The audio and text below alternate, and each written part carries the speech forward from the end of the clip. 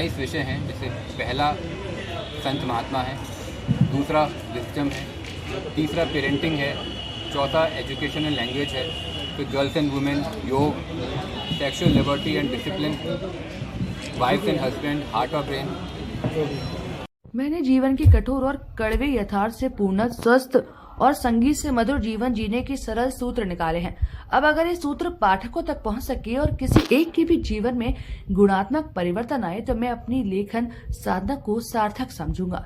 ये विचार आगरा के युवा साहित्यकार और सराफा उद्यमी चांदी कारोबारी मोहित अग्रवाल ने बुधवार को व्यक्त किए। मोहित अग्रवाल पंचकुई स्थित राजकीय इंटर कॉलेज मैदान में आयोजित अक्षरा साहित्य अकेडमी के राष्ट्रीय पुस्तक मेले एवं साहित्य उत्सव में नए पुराने कवि, साहित्यकारों व लेखकों को प्रोत्साहित करने की दृष्टि से लगाए गए आगरा राइटर्स के विशेष स्टॉल पर 2 दिन पूर्व आयोजक और जाने माने साहित्यकारों द्वारा लोकार्पित अपनी प्रथम नॉन फिक्शन और कैटेगरी की पुस्तक life symphony the prism of the conscious soul के बारे में जिज्ञासु पाठकों, पुस्तक प्रेमियों और नए विचार का सम्मान करने वाले गणमान्य पत्रकारों से अपनी साहित्य यात्रा को साझा कर रही थी।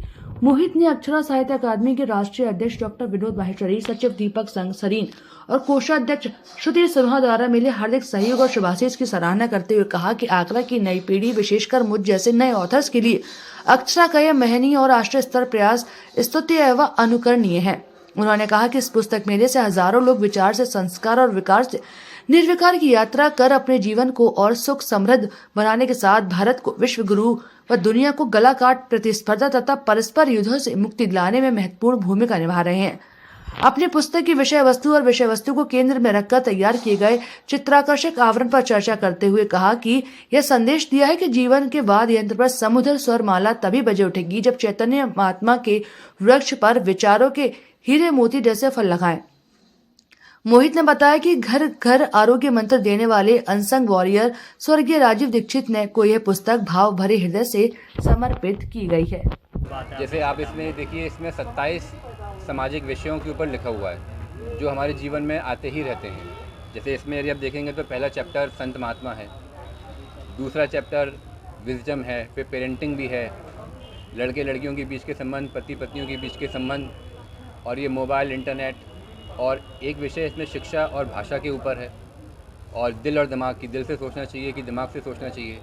कुछ विषय इसमें सामान्य ज़रूर हैं लेकिन उनको रोचक बनाने की ज़्यादा से ज़्यादा कोशिश की गई है। उसमें ऐसे एंगल डाले गए हैं जो आज तक नहीं डाले गए। जैसे इसमें एक चैप्टर है फेथ एंड सुपरस्टिशन, उसमें ये बताया है गाय, कुत्ते और बंदर, इन तीनों का डिफरेंस बताया है और कैसे जो इनसे आस्था जुड़ी है, कितनी वो आस्था है और कितना वो अंधविश्वास है। जैसे मैंने इस किताब में लिखा है कि बंदर हनुमान जी का रूप नहीं होते, ये हमारे एक धारणा है लेकिन ऐसा नहीं है। इसका मैंने एक उदाहरण के रूप में समझाया है कि गाय को यदि आप रोटी देते हो तो वो केवल अपना सिर हिलाती है, कुत्ता आपके पीछे पीछे भागता है, लेकिन बंदर जो होता है वो आपके हाथ से छीन के भाग जाता है। अब क्या हमारे हनुमान जी ऐसे हैं? हम अपने हनुमान जी को डिग्रेड कर रहे हैं ऐसा कह के। इसी हिसाब से इसमें एक चैप्टर है यूथेनेसिया, यानी इच्छा मृत्यु। आप डॉक्टर फेटर्निटी से बात करेंगे तो वो भी मुझसे सहमत है कि लोग हाथ जोड़ते हैं कि भाई अब बस और नहीं।